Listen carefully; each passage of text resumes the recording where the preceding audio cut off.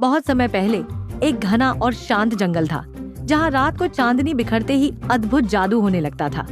उसी जंगल में रहता था एक छोटा सा भौरा, जिसका नाम था भुनभुनिया। बाकी भौरों से अलग भुनभुनिया हमेशा सपने देखता था, नए जगहों के, रोमांचक सफर के और जादुई रहस्यों के। एक रात जब सब सो रहे थे, भुनभुनिया फूलों के बीच उड़ रहा था कि अचानक उसकी नजर गिरी जमीन पर चमकती हुई चांदी की चाबी पर। वह चाबी इतनी सुंदर थी कि जैसे सितारों से गिरी हो। जैसे ही भुनभुनिया ने उसे छुआ, सामने खड़े पुराने बरगद के तने में एक चमचमाता दरवाजा खुल गया। भुनभुनिया हिम्मत करके अंदर गया और क्या देखता है, एक पूरा जादुई राज्य। वहाँ खरगोश टोपी पहनकर खेल रहे थे, जुगनू नाच रहे थे और एक बड़ी उल्लू मैडम बैठी थी, जिनके पंख चांद जैसे चमक रहे थे। उल्लू मैडम ने कहा, भुनभुनिया, ये चाबी बहुत खास है। ये है दया की चाबी। सिर्फ तुम ही हमारी मदद कर सकते हो।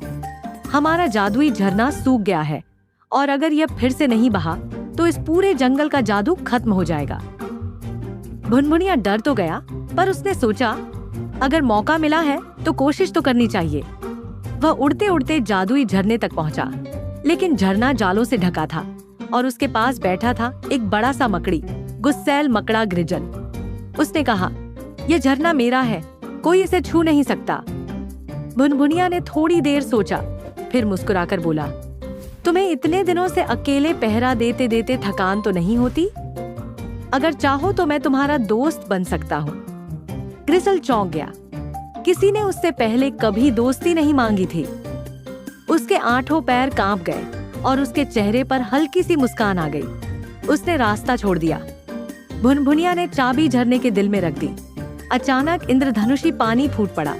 आसमान में चमकदार रोशनी छा गई और पूरा जंगल खुशी से गूंज उठा। उल्लू मैडम की आवाज गूंजी, भुनभुनिया, तुमने साबित किया कि सबसे बड़ा जादू है दया और दोस्ती। उस दिन से जब भी चांदनी उस झरने पर पड़ती, झरना गुनगुनाकर एक ही शब्द कहता, दयालुता, दयालुता।